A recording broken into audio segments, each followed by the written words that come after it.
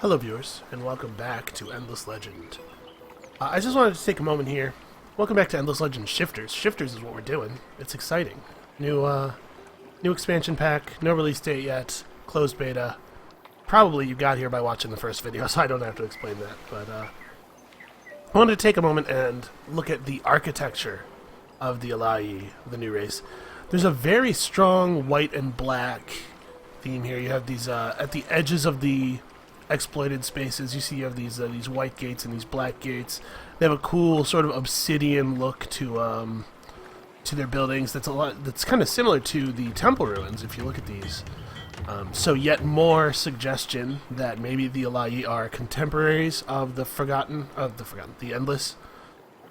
I'm still hoping that we find more stuff about that. Find out more stuff about where they fit in the history of the planet through their faction quest. And I'm actually pretty curious. I did not notice in the game that the little bit of a game that I played off camera whether the look of the buildings changes at all during the winter. We're gonna have a winter real soon, so I guess we'll be able to find that out. Just man, in addition to the neat faction specific architecture, and look at this the capital building is really cool looking. I bet this changes during the winter. In addition to this, just for a moment, let's look at, man, this game is so pretty. Look at all of the graphics. Look at how pretty all of the graphics are. There's this real, like, I'm a big board gaming and, like, wargaming nerd, and there's this real, like, hand-carved wargame terrain look to a lot of this stuff that I really, really enjoy. And all the races have such cool architecture. They're such, you can get such a feel for who they are as a people from the aesthetic of their districts and stuff. You have these multicolored banners streaming around the roving clans. By the way, we haven't played as the roving clans on camera yet, so maybe you didn't know this, but they build their cities on the backs of giant beetles, and then you can you can walk the beetles around to move your capital district around to take advantage of the resources in different hexes within the region, which is that's a really neat thing, I think. Ooh, this is pretty. You found it on top of some chromatic land. Think about all the colors of mana that must produce. So that was a real nerdy thing to say. So let's continue with our plan here. We saved after everything was done on the turn, so let's just keep moving forward. We've got 14 pearls, which unfortunately is not enough to construct very many districts. We're going to have to keep moving on that. Keep moving on our pearl hunting. You know what we really need, honestly, is more military units. Right now our military is a hero and a skyfin, and that is pretty far from acceptable. Anybody who wanted to walk in and take our stuff basically could. We don't have to worry about blue, because the roving clans can't declare war. But these ardent mages absolutely can. We're gonna move on these pearls. I know it's only one pearl, but we need every we need every one we can get. All right, mercenary market is complete, which means we now have the ability to purchase units and heroes. But we still don't have the ability to purchase heroes because our finances have been in the toilet. Our finances have been in the toilet for literally the entire game. Oh good, combat is happening. Alright, what? An army of neutral centaurs is attacking our hero. Well, shit. A neutral army that was produced before we pacified, and that we've never had to deal with because we've just never gone up here. To be perfectly honest, I have no interest in this fight. It would be really embarrassing if we were to lose. The game's prediction meter for who will win a fight is not, in my experience, terribly accurate. I was a little bit too close to the middle for my taste. We're just going to come around the side here.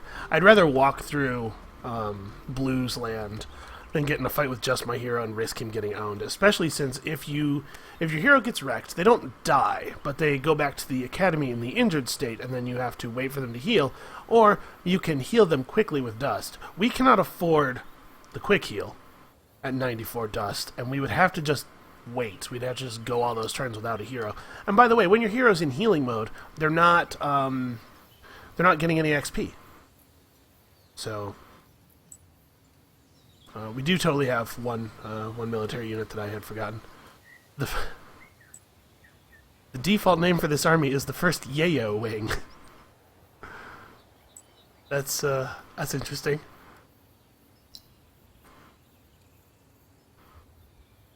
What turn is it? It's turn 25. We're getting to this a little bit later than I'd like, and I'd hate to try to build this and then flub it, you know? It's powerful enough that I think it's worth going for. Alright, everybody. 10 turns. Yeah, that's... We might get it.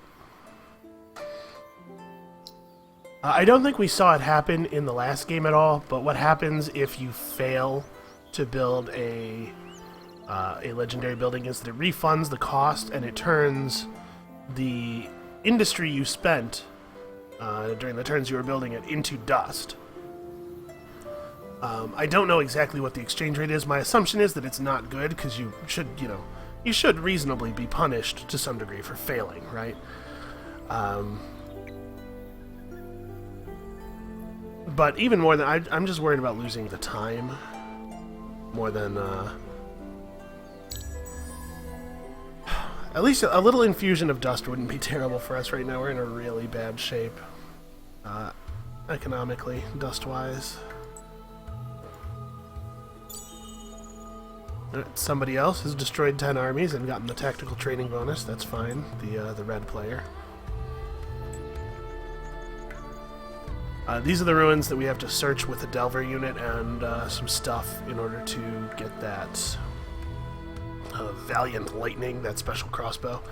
And yes, I know, the problems that I'm having with dust are only going to be exacerbated by me continuing to build buildings that have upkeep costs. One thing at a time. In the next Empire planning stage, which is not too many turns from now, it happens every 10 turns on Quick. In the next Empire planning stage, we can pick the thing that gives you bonus dust from citizens working dust, and then we'll assign some people in the cities to dust, and we'll take care of this. For right now, I'm still trying to pump population, and of course, industry in this city.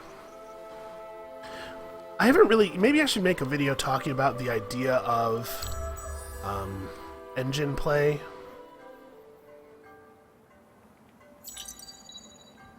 Interesting. So as you can see, the seasonal effect that we prayed for is the one that was added to the winter. Each winter gets progressively worse. You get more and more effects. It's nice that we have the ability to control that a little bit now. Although, really, I should have checked, like, last turn, because it's possible, I believe, for another player to pray for the other effect and push it into the lead. And we have some sort of diplomatic... Green is closing their borders to us right there. They're feeling a little salty. Let's, by the way, the known world at this point. You can see that this region over here is still available. Blue forward settled on us really hard. This is their initial region, so they pushed forward to deny us this land as quickly as possible. We need to take more land. We're not going to be able to win the game with just the resources from 2 regions, but I have there's 2 reasons I haven't pushed forward to take Weichsel yet, even though we definitely have had the time to do so. Number 1, we have seafaring already. We started the game with the ability to travel in boats.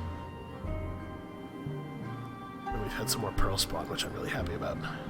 We started the game with the ability to travel in boats, and we will have better access to the various island regions.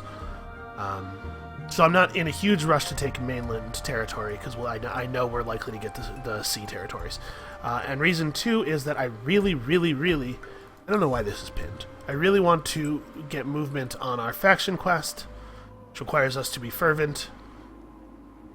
And we're not going to get there by expanding, especially since our race has a big bonus expansion disapproval. I do want to note also, aspirating a resource, in addition to gathering the resource, does provide a small approval bonus. I think it's 5. Can we see what the breakdown is? Okay, no, it's 10 in fact. The Skyfin is giving 10 approval. So that's part of the reason that I've left him in aspiration mode, and I haven't built I didn't bother to try to get the resource extractor technology. Ooh, 9 pearls. And of course we actually got 10 pearls out of it because the Skyfin has the capacity that gives bonus pearl gathering. Alright, 32 pearls is actually enough to build a couple of districts. So we need approval. None of these techs really have the ability to give us any more dust. We've already had peace sort of brought upon us. We'll do this, and then we'll do that. Right of way is really the only, the Imperial Highway is the only way to get dust from the techs in this era, and also it's just a really good thing to have, especially given that we have 2 allies. I don't know how long distance trade works. We're at peace with the red player. Ooh, he's got some kind of quest army running around in his territory. I really like this this fast movement during the winter thing. This is really nice. So there's 6 pearls here, 1 here, 6 here, and 4 there. The other races do not need the pearls as badly as we do. I don't feel bad at all taking them away. Okay, so now that the second winter has happened, we've unlocked another Ring of Blessings, and this Ring of Blessings unlocks with the third winter. So let's have a look at what we got here. The ability to make armor of pearls, the ability to make accessories of pearls, a building that gives bonus industry on rivers during the winter, rivers and lakes.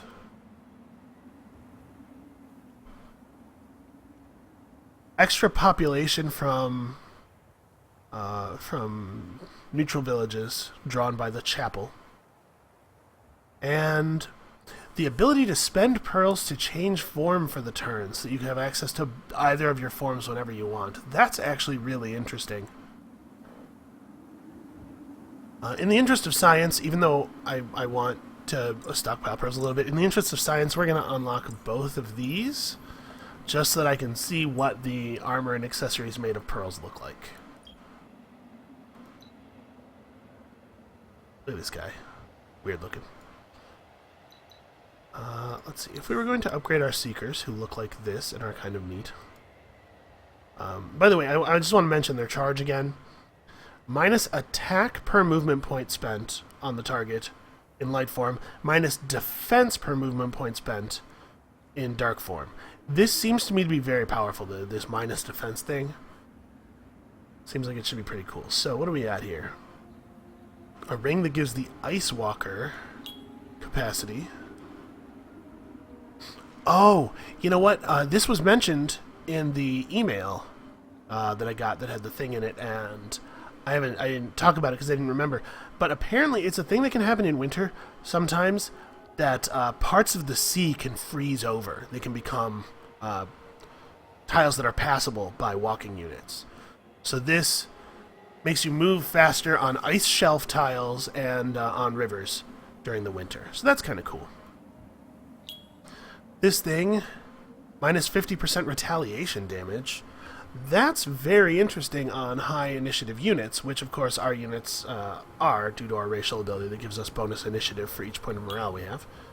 Oh, this is not an accessory, this is a head item. Winter vision immunity, plus health during the winter, plus attack during the winter, and minus retaliation damage during the winter. Plus defense, plus health, minus retaliation damage during the winter. And it gives you immunity to the winter's attribute reduction. Plus initiative, plus defense during the winter, minus... Yeah, so... This just says winter immunity. Is this immunity to... Okay, this is movement penalty immunity. I was gonna say... Boy, it sure seems like these are maybe one of those faction-specific blessings. You know, they allow you to have some blessings that are only available to them. But they don't need immunity to the movement penalty during winter because all of their units have that from shifter nature. So maybe this is not. Maybe this is not one of the faction-specific ones. These are called Winter Name Greaves. I wonder if that's a placeholder name. It's early beta, you guys. There's still not everything's in yet. This is really cool, though.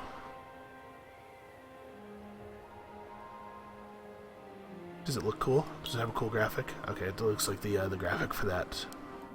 Does Head Armor usually have a graphic? Actually, I don't know. I spend so little... I've played quite a few games of this, but I almost never put a lot of effort into building armor, because building weapons is so much more effective. You can just give your units weapons and initiative increases. You rarely need to build new armor. You just kill the enemies before they get a turn. It does matter, because units with armor will survive the attacks from those beefed up heavy weapons units. Somebody is in Age 3 already. We just got into Age 2.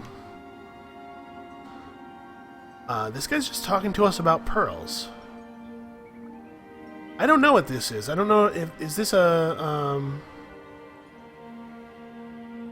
compliment, or is that some new kind of diplomatic thing that we can do? Hold on. Let's talk to him. Hey, you guy. So yeah, we can commercial agreement. Okay. By the way, look at how cheap it is. This Mercurial Diplomats thing that makes declarations cheaper during the winter, and declarations cheaper during the winter and treaties cheaper during the summer. Really is quite an effect. Alright. Anyway. I think we badly need this. This would be 60 influence to buy plus 25 approval. We need that too. Remember, high approval is not just important because I want to get the quest done. Having very poor approval ratings dramatically reduces your resource incomes.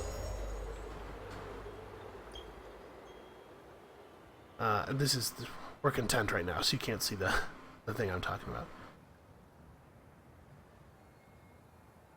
Actually, let's pop this too. We can keep this rolling probably.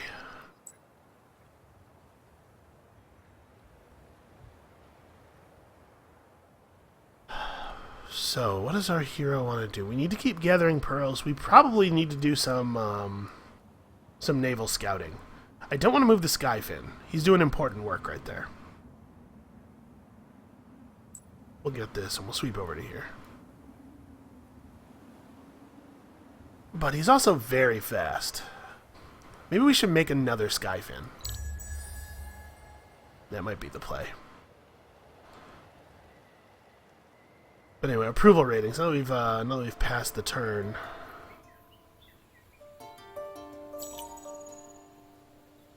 Oh. Plus influence on terrain spaces that have an anomaly. That's cool. Upcoming winter effect. Dramatically minus food.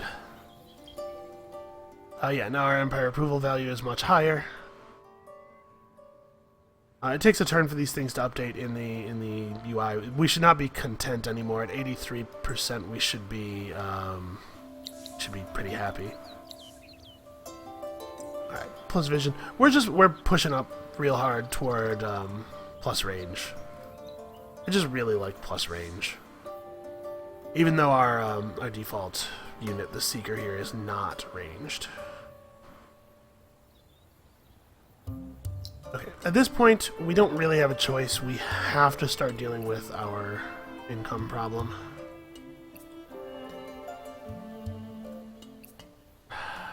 Trying to figure out how many of our citizens we should assign. Assigning anybody slows down our new citizen production a little bit. We're going to split it like this. We'll have a little bit of surplus. We'll make another citizen in 4 turns. And you can see here, from being happy, plus 30 security, plus 15% food, and plus 15% industry.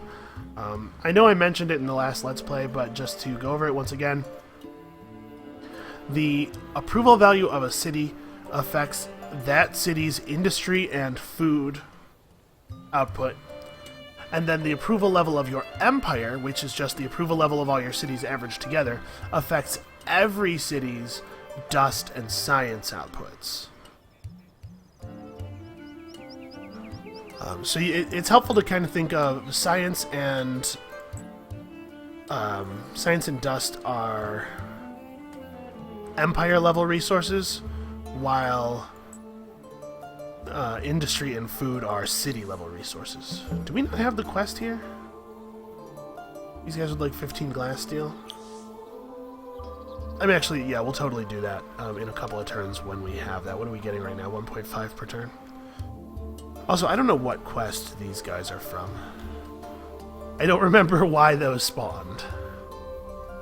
Fervent is, I think, 90% plus.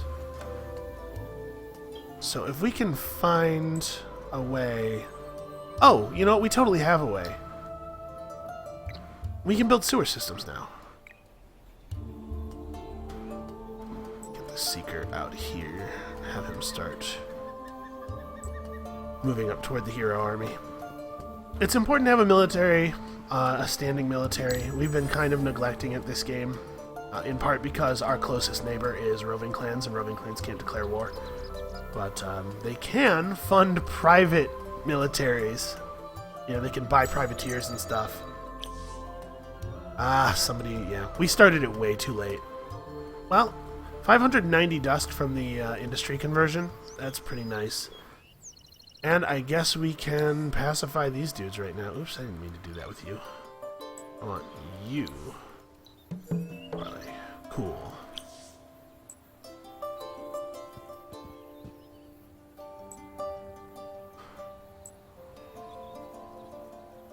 Yeah, I don't know what is going on with all of these quest armies, but let's fight them.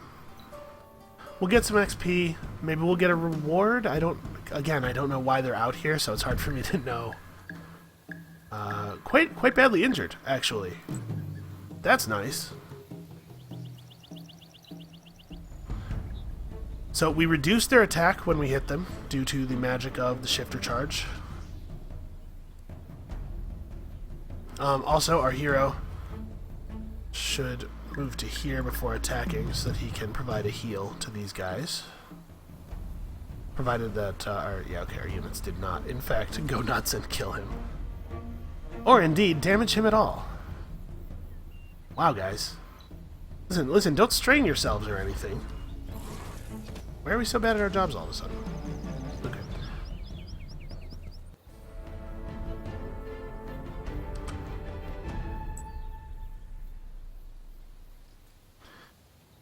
Well, that's disappointing. The Industrial Megapole is very powerful, and to be perfectly honest, if we figure out who has it, it is probably worthwhile to us to go and capture that city if we can. The Industrial Megapole, like, industry is so important. Alright, with these 2 sewer systems, that ought to push us up into Fervent Empire-wide, and then we can get back to expanding a little bit. Oh! You know what else I should be doing? I'm being kind of a nerd. I mean, when I say nerd, I mean idiot. I'm kind of an idiot here. I should be... There's no reason I should have 650 dust and no governors in my cities. I should definitely be hiring governors. But Auriga needs us. We must grow in power and wealth so that we can do what she requires of us. Faith alone is not enough. We must believe in our cause, but also have the power to impose our will. So produce 9 influence, get free titanium. It looks like our weapon technology is going to be titanium based. We'll just go ahead and pick that up right now.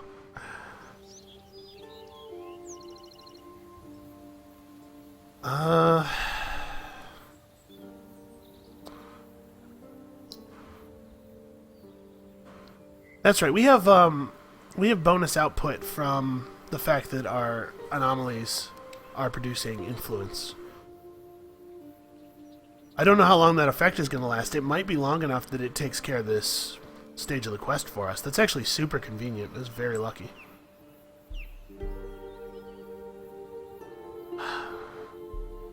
Can you make me a settler instead?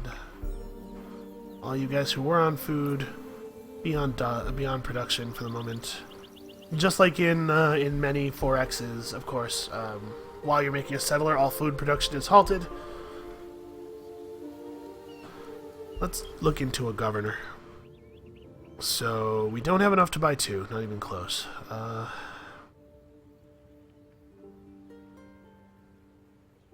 Expansion support is a new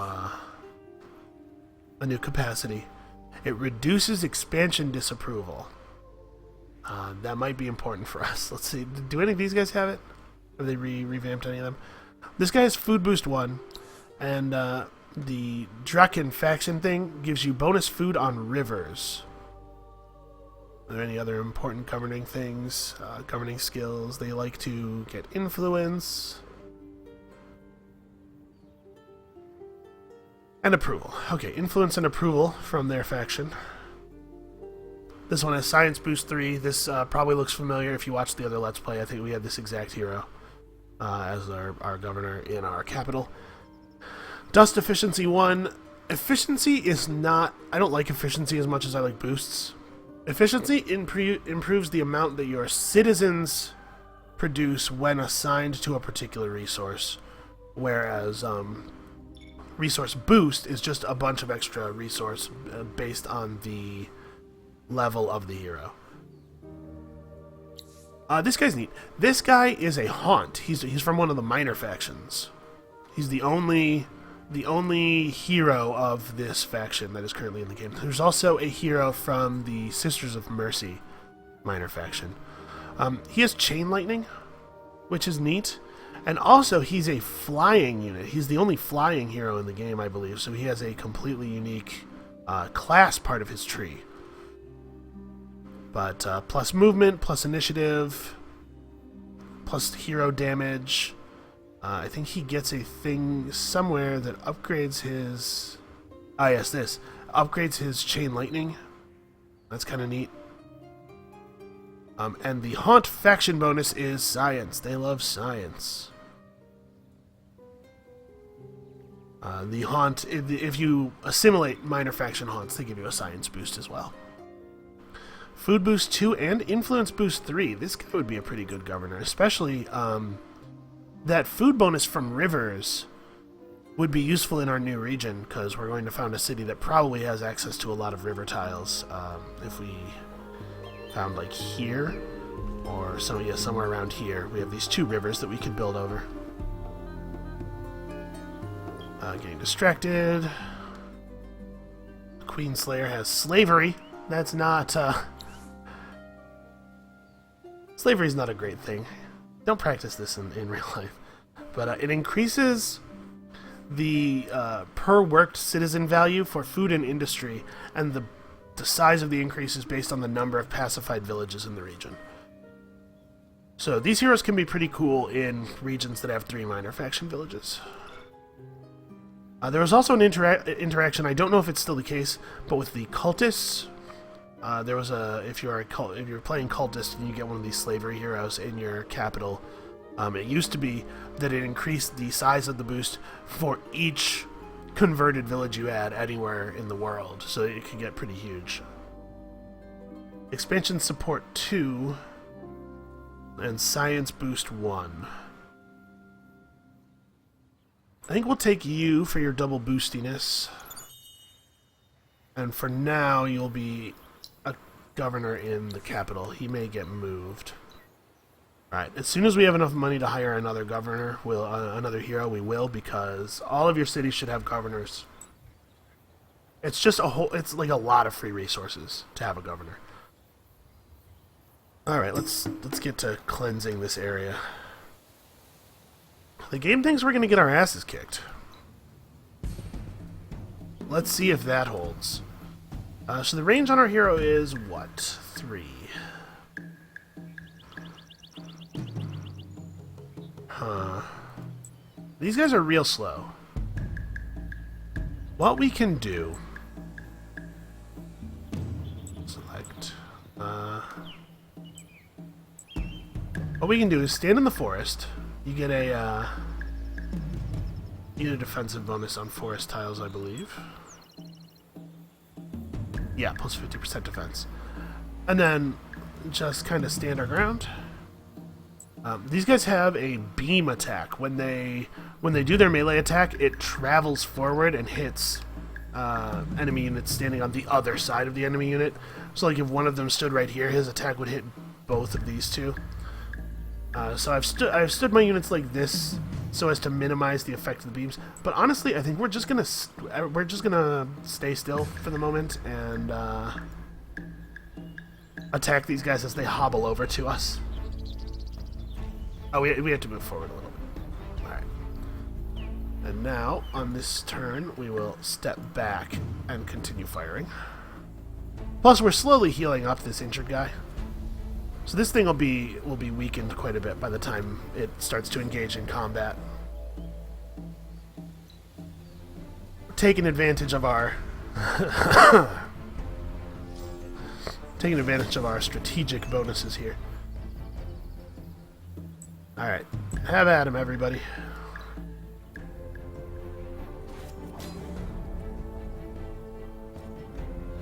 We continue to very, very slowly heal. Yeah, I'm sure you're noticing that the healing bonus is quite small. Alright, so to prevent this guy from getting his butt totally kicked, we're going to have him bail.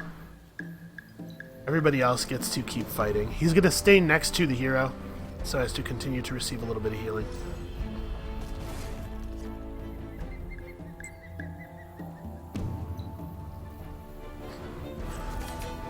Alright. Well, we're not going to kill them. This is the last turn of this combat. Every combat goes a maximum of 6 rounds, but we killed one of them, managed to avoid losing too much health. Alright, this is just the notification that we have our hero. And our next group of pearls is behind those guys, so we'll... you notice we had 2 movement points and we could only move 1 space. It takes double movement points to move within the range of control, the spaces adjacent to an enemy. We're totally going to get our army's tiny little ass kicked by these neutral units. There's just a lot of them. Oh, why did I click past that? I would like to do this battle. Let's do that. Alright, we're going to engage in a very similar strategy. Actually, start up here.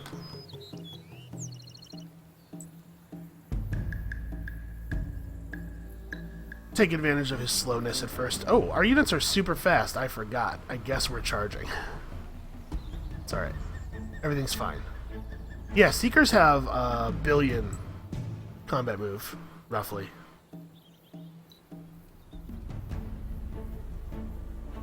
A little bit of healing. Okay, well, our most weakened unit took damage there in a way that was completely unnecessary. Mostly due to poor planning on my part. Or more accurately, a refusal to plan. We might be able to just get out of here without fighting these guys, maybe?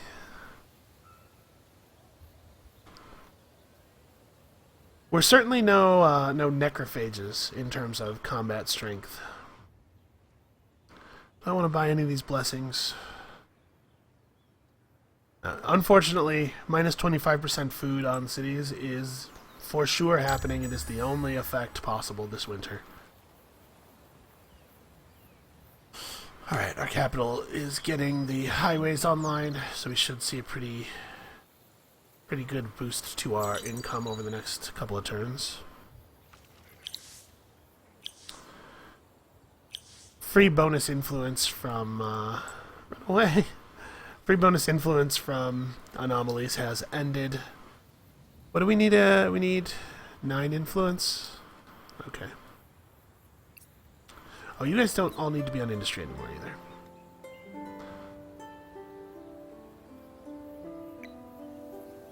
I'm doing this. We're totally fine on happiness for now, but I'm doing this for the bonus dust and food more than for the approval. Also, our settler is totally finished and should be... Alright. Weichsel, you can see, has no anomalies in it at all. So our positioning is going to be determined entirely by these rivers. I'm not sure if I want to found here or like here maybe. If we look at the resource output of the tiles, you can see the general rule is a tile gives 3 resources. Right? You can see that that's true of the vast majority of these. A tile that has a luxury or strategic resource on it gains 1 bonus resource point, depending on what the luxury or strategic is. And then tiles that have river also gain a bonus points. These tiles all have 4.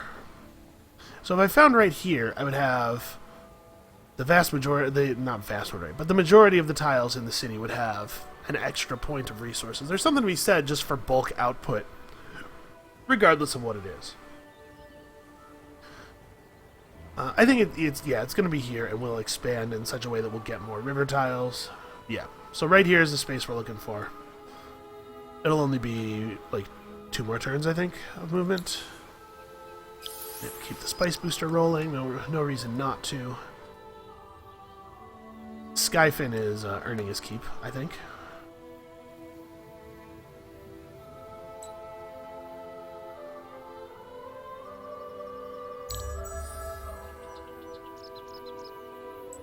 I guess we didn't really need to pick the settler up. I don't know that we actually get anything out of doing that.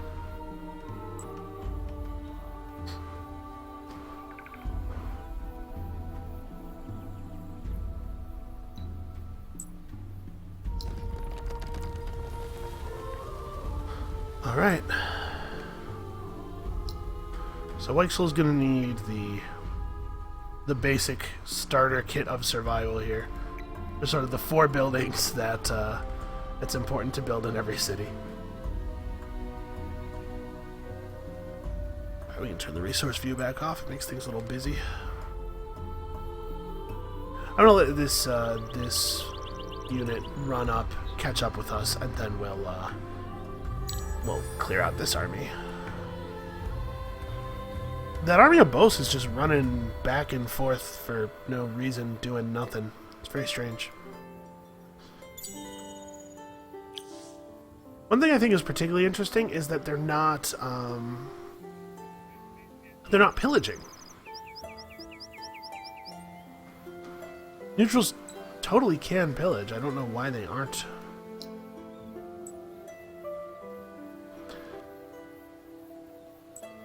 Oh, and in turn we're going to have alchemical alloys too. We'll be able to refit our units a little bit. Oh, sure, yeah. What does it take to build a Skyfin? They're actually, wow, they're actually quite expensive. 20 pearls and 200 industry. For comparison's sake, it costs 69 industry to make our base melee unit. I was going to make a Skyfin to go and search the seas for new habitable lands, but 20 pearls. I think what we'll do instead is make a seeker and have him go seeking. Speaking of pearl expenditure, we are going to want to build some districts. I want to expand our city a bit. And this turn should complete the next step in our faction quest.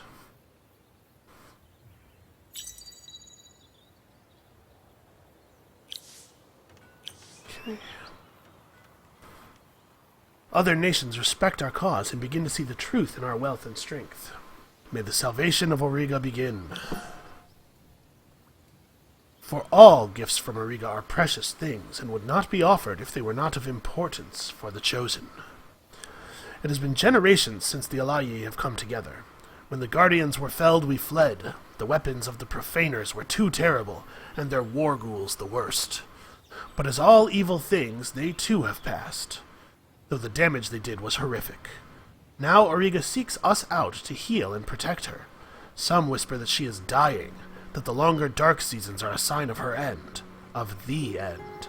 But I say that the pearls and the offerings we give to her will help us both. To advance we must build.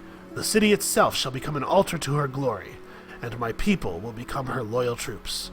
So raise the altar to level 2, or hold on to a stock of 100 pearls. Well, that's ridiculous. We're definitely going to just raise our altar to level 2.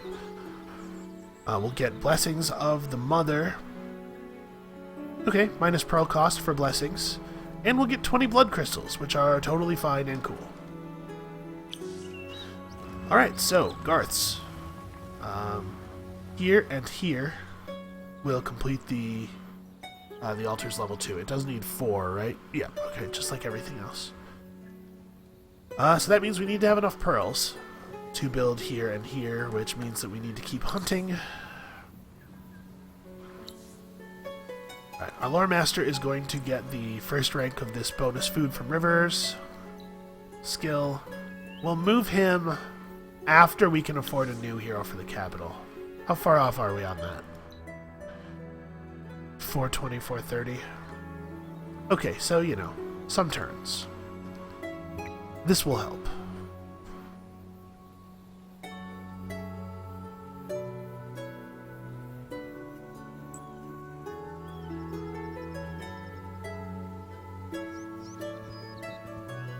Oh, what am I thinking? That's not what I wanted to do. These are the guys that still have their move left. Silly me. I wanted... Well, you can't... Oh, there's a cliff face here. So you... No, cancel order. You can't make it into the sea this turn. In every direction, it's 2 turns. And unfortunately, moving into the sea will completely consume his moves for that turn. Let's dismiss this. We dealt with that. Well, while this guy's this close, he can serve as reinforcements. We can take out these rumblers. Alright, so where our reinforcement flags are here and here, so he and the militia from the city will come through. These guys have 2 movement, but it costs an extra point of movement to move through forest. So I think we're going to play a little bit defensively. I'd like for this Seeker to survive combat, if at all possible. Actually, just back off. We're not going to do any melee attacking until we're gathered up pretty well here. So everybody just stay put for a turn. You guys should move forward slightly. You also can move forward slightly.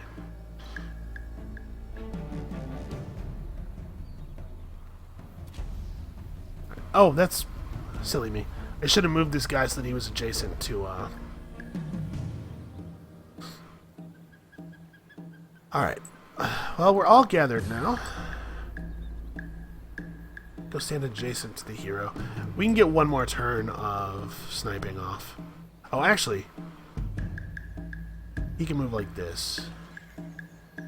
So I want to move to here, which means you should move to here to get the heal.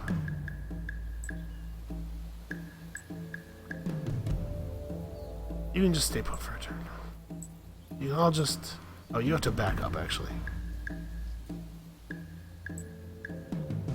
Stay put.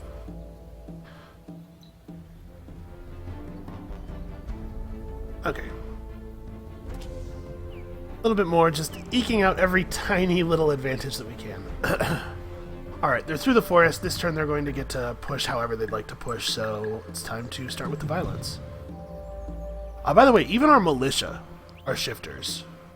So your city will be slightly better at defending itself during the winter. That is probably not going to come up. It's not that likely that your enemies will be attacking you during the winter due to, you know, how dangerous that is. Oh wait, this is the militia. The militia don't have the charge thing. They don't need to... They don't need to make sure that they move as much as possible.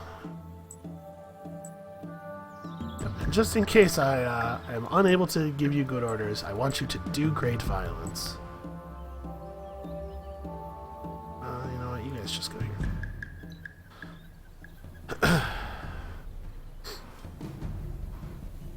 Alright, so a little bit of motion. You can see his attack is all screwed up now.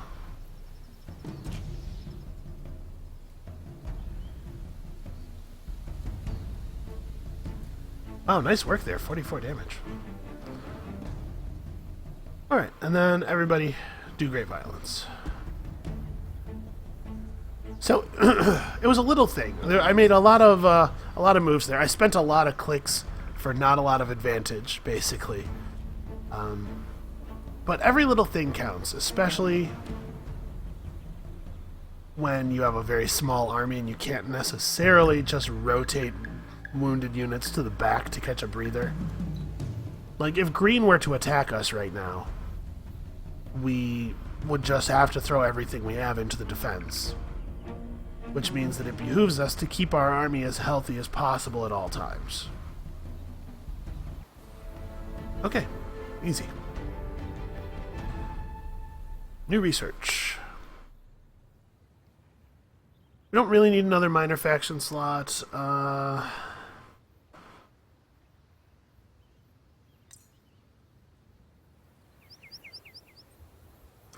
I totally forgot that I was going to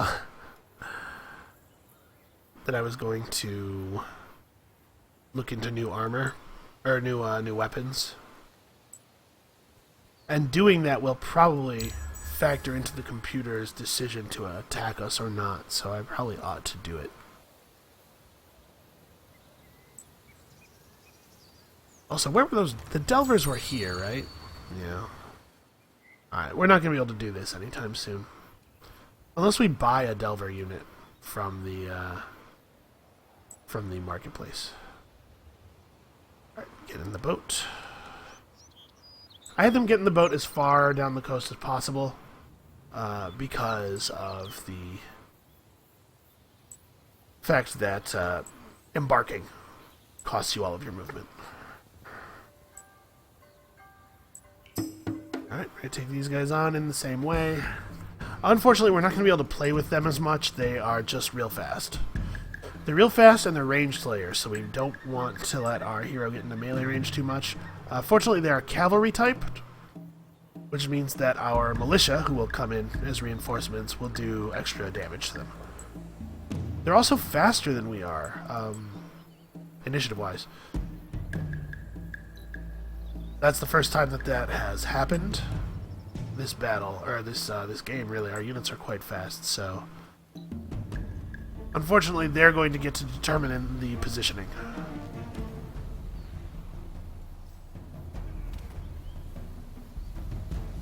Why do you want to be next to them? Our hero decided that he really wanted to conduct that from melee range. I would like it if you went to here and attacked, so that, you know, your healing would affect both of these guys. That's why I had you stay there. You have a ranged attack. You should not... Oh wait, that's yeah, that's our hero. I don't know what he's doing.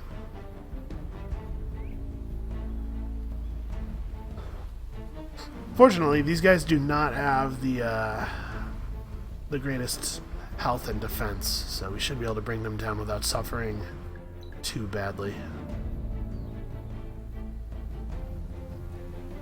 I do think that maybe the portraits for the units could use a little bit more differentiation. The Seeker looks an awful lot like the hero. Okay, we've cleaned up all of the neutrals that spawned from the camps before we were able to pacify all the camps, and the neutrals that spawned from whatever quest that was. We didn't get anything because we didn't have the quest, but we did prevent the person who had the quest from getting anything, which is something. Oh, hey, a test of strength. There's a roaming guardian in Sharan with, tome and dust and whatnot. Sharan, we don't have any idea where that is, huh? A little bit of chugging. That's not the game. That's my computer. It's just kind of old. Yeah, we don't have any idea where that is.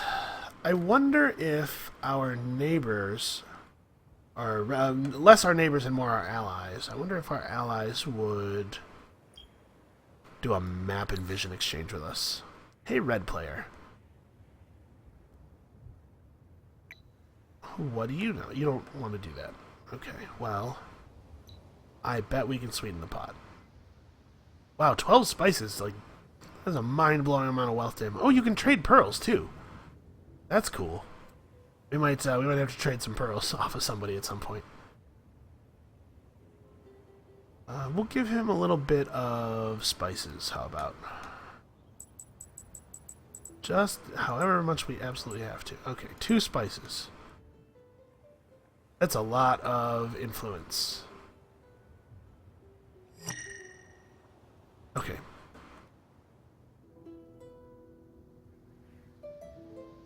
Alright, the dark blue player is here. We don't know anything about him. And then we have the light green player here. We don't know anything about that guy either.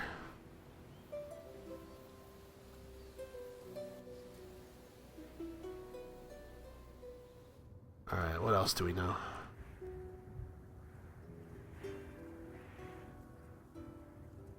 Red has expanded in kind of a strange way. Oh, this is all one region, that's why. This map has generated a couple of these, like, really long, sort of squiggly regions. Weird. Alright, well... Given that blue still only has one region, I'm suspecting that they're cultists. Yeah, they're cultists. This is the cultist architecture. The big mask is a dead giveaway. We didn't see a cultist player in the last game, I don't think. The cultist deal is that they can only have one city. They cannot make settlers. But they can convert minor faction villages to be part of their civilization. And then the minor faction villages gather all the resources in the tiles surrounding them and send them home. And also, the minor faction villages produce free units every X turns for you, but it can be tricky to keep those alive because the fact that they're not actually in your territory makes it really easy for other players to snipe them. You kind of have to leave little pockets of little, like, standing armies all over the place to defend your outposts. The upside, though, is that they can get their districts to level 3. Their home city just becomes incredibly huge. Very lucrative. Alright, so we're about to get right of way up. See what my income looks like after that. If it's not good, we may place some more people onto dust production. Yeah, spices, it's going to be a couple of turns before we're ready. Is this going to be 30? Yeah, we're 5 influence short. If I had not just made a deal, I totally had enough influence. I keep doing that. I keep spending our influence right before Empire plan time. Alright, well, I want to keep our approval up. Yeah, the city's unhappy. The capital's actually doing great. The capital doesn't care.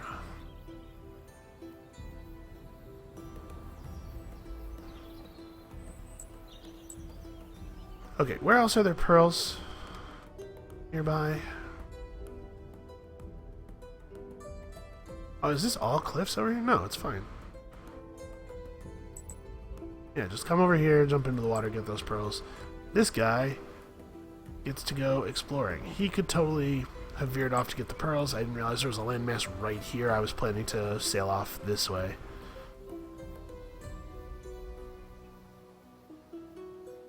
4 pearls, okay.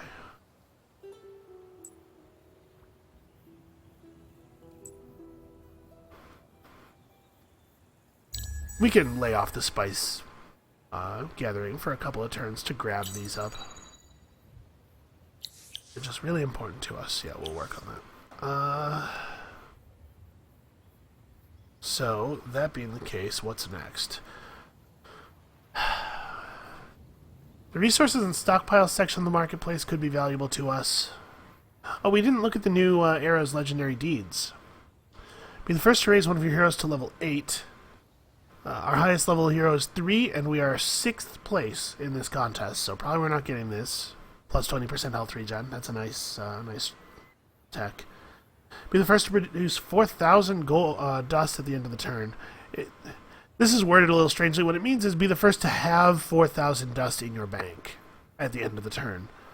We are in 3rd on this. Apparently some people are pressed even more tightly than we are. This is very unlikely to be us. It's much more likely to be the light blue player, the Roving Clans player.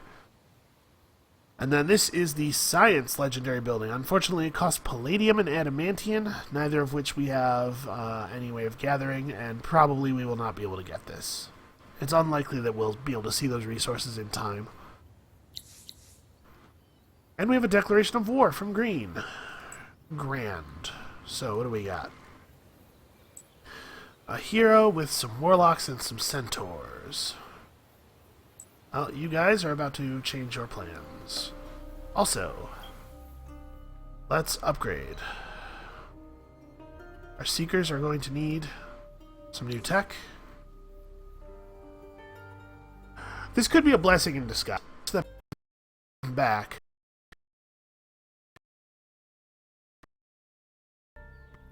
We now have the perfect excuse to go on the offensive. I believe that the warmonger social penalties are less severe if you aren't the one who started the war. I think that's the case. So what would it take to outfit you?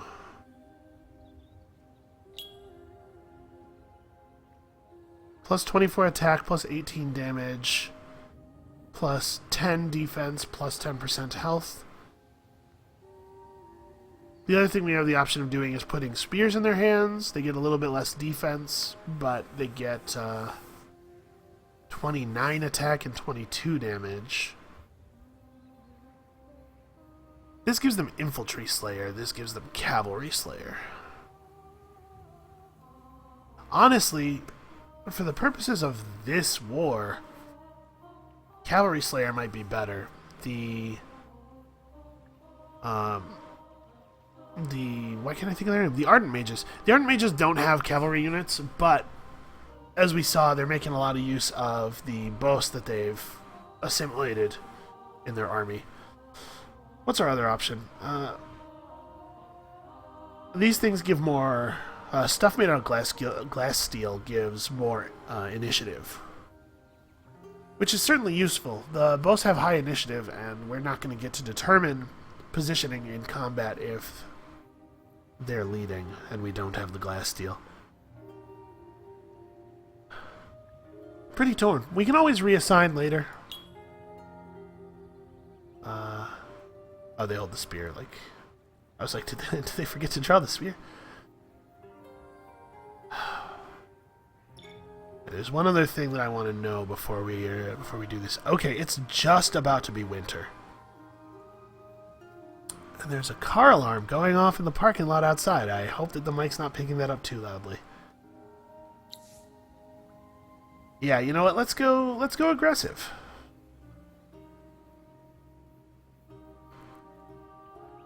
$18 attack, 12 damage versus 29 attack, 22 damage. Wow, is that really... That is such a big difference. This does have 24 extra initiative on it. But, yep. Cavalry Slayers. Okay. We don't have armor tech. I'm gonna retrofit these units. We're gonna outfit our hero a little bit. Let's just look at weapons. This gives point blank power, while a two-handed bow gives Flying Slayer. Flying Slayer is not that great against these guys, but 29 attack, 24 damage versus 27 attack, 18 damage. I think we're doing this. And you also get the benefit of the shield, which gives Sharp Senses bonus defense against range damage. Also, you should have accessories. So improve movement, improve vision, retaliation boost, Auriga Affinity, that's the skill that lets you receive bonus pearls, retaliation deflector, and Ice Walker.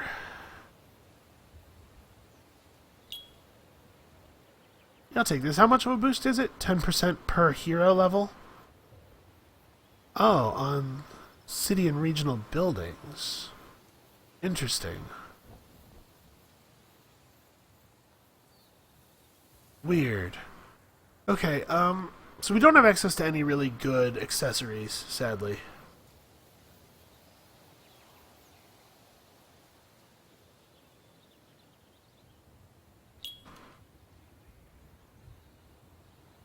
Yeah, 5 initiative.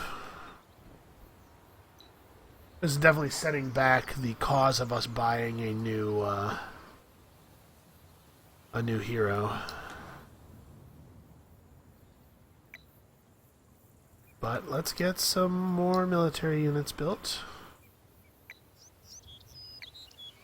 Actually, I'll make 2 in both places. So we also could make centaurs. This is a boss village here. Yeah. We also could make centaurs. I don't want to engage in that. Let's make units that are better at fighting their units instead of trying to match them one for one. Should this guy come back? No. We're gonna keep pushing on the pushing forward and exploring here. Ooh, 6 pearls. So there's some Seratan here. Is this an island or does this... We'll find out if this connects or not. If this connects, it would be a little bit dangerous to settle it right now. If it's an island, even though it's so close to them, I think we may be able to get away with settling it just because they might not be able to, they might not know it's there. It's also possible that they can just see it from the coast and they will totally know it's there the moment we land. Or they'll totally know we're there the moment we land. Could happen. The Skyfin is not great at combat. You can see here 38 attack, 36 damage. Let's turn off the resource view.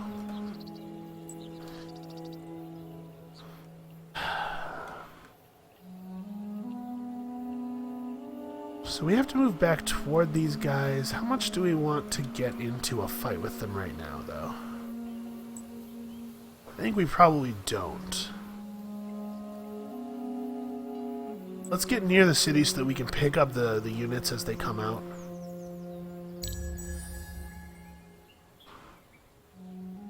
If we can repel these guys, I don't know that we'll be able to march on them. We're definitely not looking to eliminate them. That seems unrealistic. But if we could take a region from them, especially this region, which then would give us the ability to settle northward, I think that's totally worth doing. If we could get whatever this region is, this HA region, I think that's worth doing. Alright, we're going to give them one more turn so that we can get our reinforcement units coming in, and that means that you should go pick this up. See like a geyser or something over there? And this.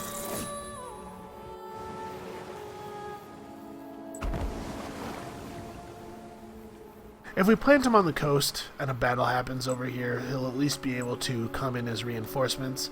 They can just spam their morale raising skill on your backline units. So that's something. Because remember, we get bonus initiative from morale. Come on, Winter. Need Winter. What is going on here?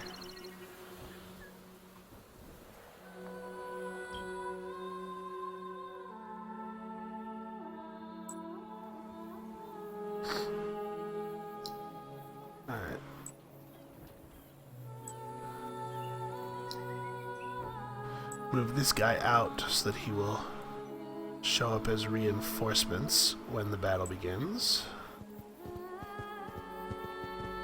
We have a nice network of roads here due to the fact that that the roads generated the way they did. All of these tiles are road tiles.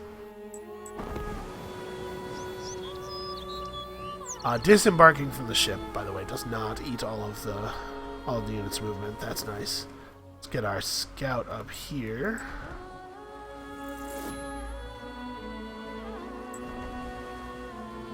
Okay, so this does connect and it shares a border with their current regions. There's a lot of unclaimed land up here.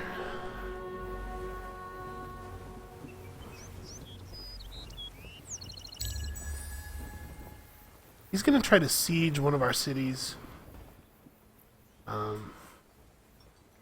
There we are. Now it's winter time.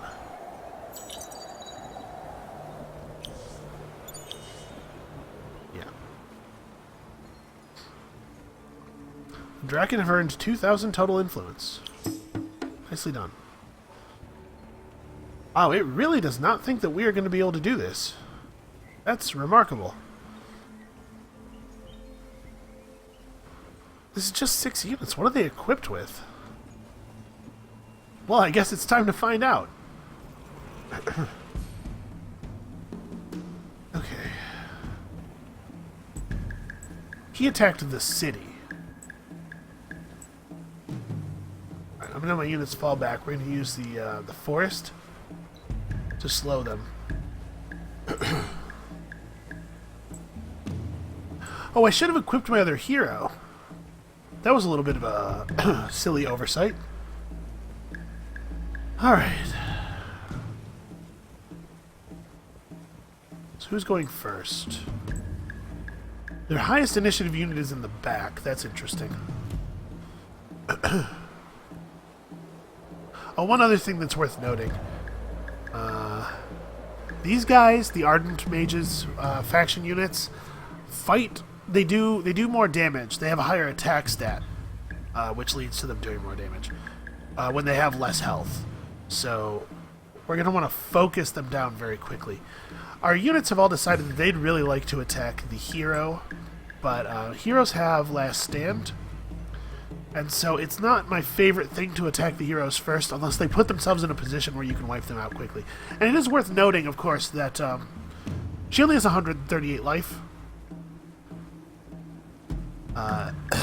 We should be able to kill her pretty quickly once we get to her, but she won't actually die, right? She has last stand, so she'll be present in every battle that this army takes part in our territory. Whereas any unit that we kill really reduces the strength of the army and will contribute to them wanting to back off. So you guys are pretty late in the order.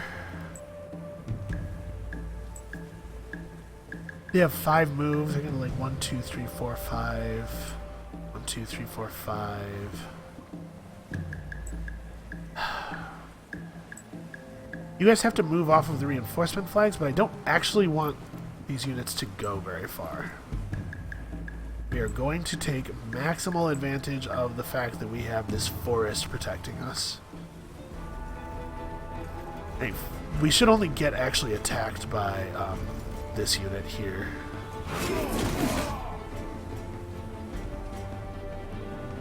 The hero won't be able to get close enough. The hero's ranged. Okay, she'll just buff her. Alright, now we get aggressive. They're right on top of us. They all really, really want to fight the hero. That seems like poor play to me. Oh, you know what? The fact that we let them close on us is actually going to be kind of a problem because they're going to pin our units on the reinforcement spaces. Yeah, I should have moved forward. Well, the fact that they're going to pin our units on the reinforcement spaces does mean that it's not going to be possible for them to actually win this war, though, or win this battle. Because there's no way they're going to get even close to eliminating us if we can't even join the battle.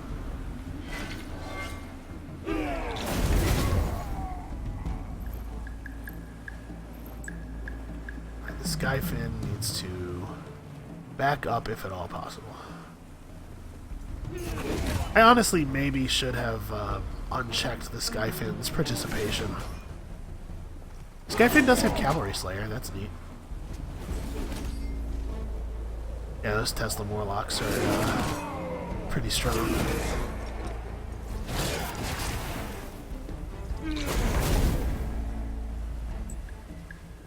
$125 defense.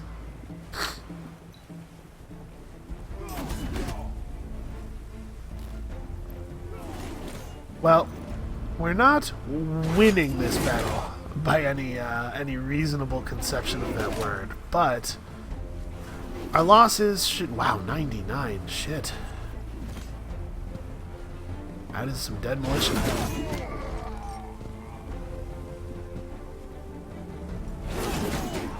Basically, we're surviving this battle. That's our play here. Our other hero has finally gotten to join the battle. I think if we're going to eliminate another unit, it's going to be that one. I don't think that we are going to eliminate another unit. I think this is... We're going to lose another thing or two, and that's it, really, as far as damage that's being dealt here. Hopefully the Skyfin will survive. He's a little bit trapped and getting his ass kicked pretty badly. Oh, he's going to get hit by the Tesla Morlock. I think we may actually lose the Skyfin. That would be really disappointing. Those are expensive to replace and very valuable.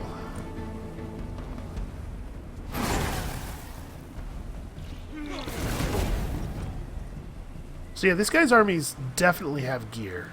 These are not base units. He's trying to prevent us from pinning down his hero. We may be able to finish off that... actually, I think we will. I think we'll get that cavalry unit. Our hero's Shifter Nova there in dark form mode.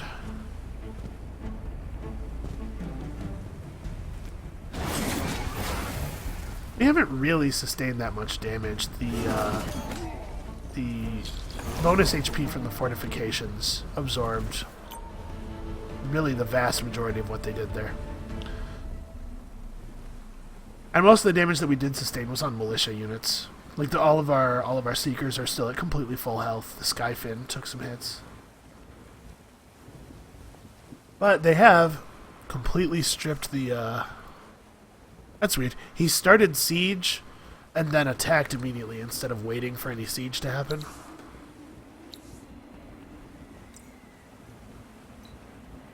Keep climbing toward those attack and range bonuses.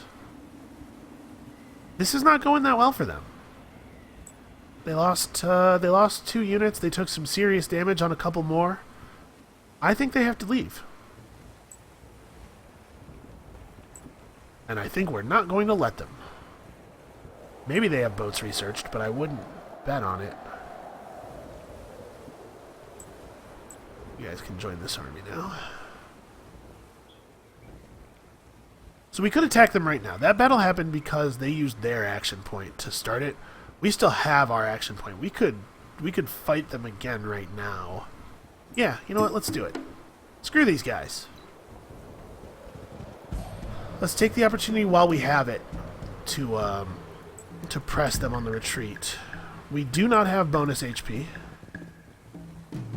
Maybe we shouldn't be that aggressive, though. Maybe we should give them a turn to come toward us. The hero is the only ranged unit.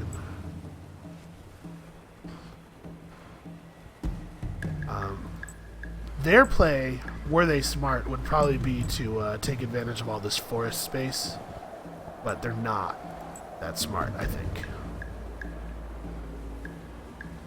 No, you know what? Our reinforcement spaces are right here. Our reinforcements will be able to join the battle quickly.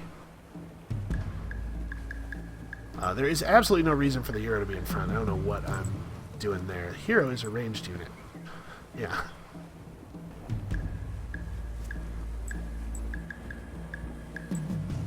How forward do we want to start? Yeah, you know what? Let's do it. Let's just all in, Maximum violence. So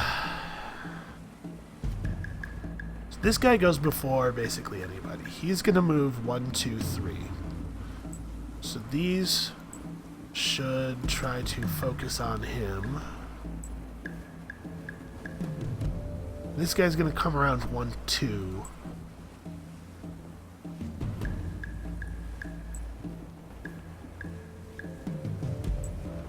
Range units on this guy. We'll try to burn down these centaurs quickly.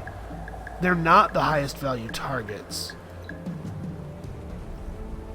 but if we take down the centaurs, then we have a tremendous advantage initiative-wise.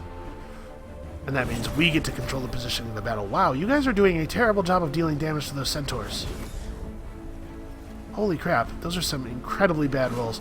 The centaurs have very high defense, there's no doubt about that. You couldn't have moved in a way that made you able to heal somebody? Really? There we go, this 60 is a little bit more what I was expecting.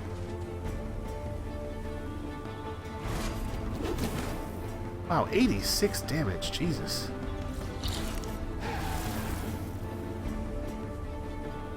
Please. Hurt. No, 0 is not hurt. Okay, well, yeah, their defense is very, very high. I assume that they are wearing a lot of fancy armor.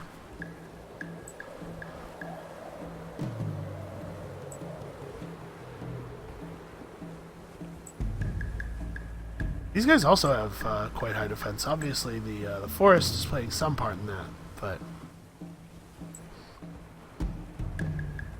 alright. I'm actually going to have this unit harass the hero just to prevent the hero from being able to choose targets.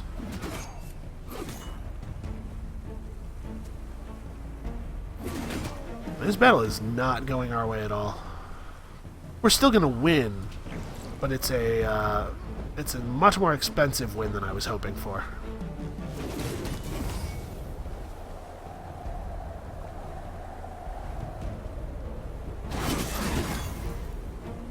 Okay, that wasn't too bad. We should be able to keep that hero busy for the remainder of the battle.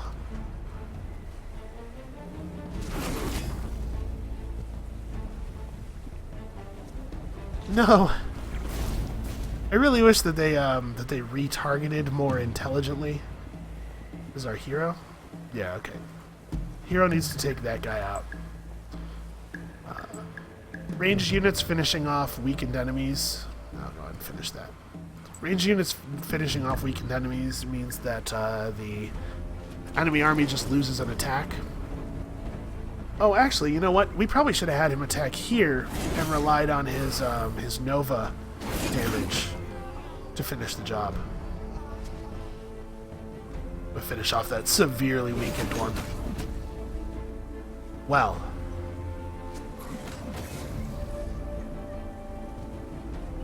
Okay, that hurt.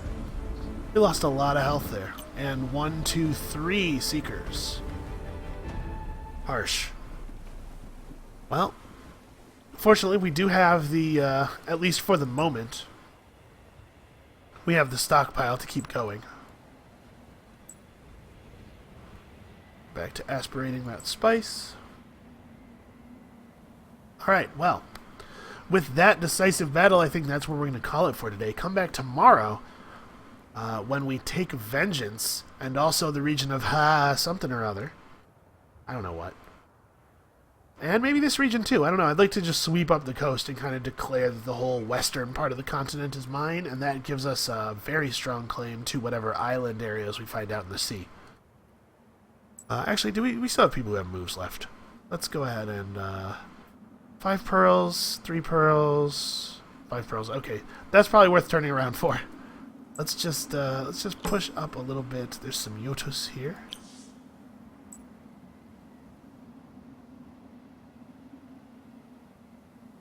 Seven pearls. 9 pearls. Okay, we're making landfall. Hey, some eyeless ones. Alright, so Pearl Gathering Expedition. We'll hit the ruins, too, since we're over here. And who else still has moves left? Oh, the Hero Army. Yeah, you just stay put and gather reinforcements. Alright. Come back next time. More violence. More dark form bloodshed. The dark form portraits look really good, I think. And you'll notice they do not have that. Oh, I see what they did.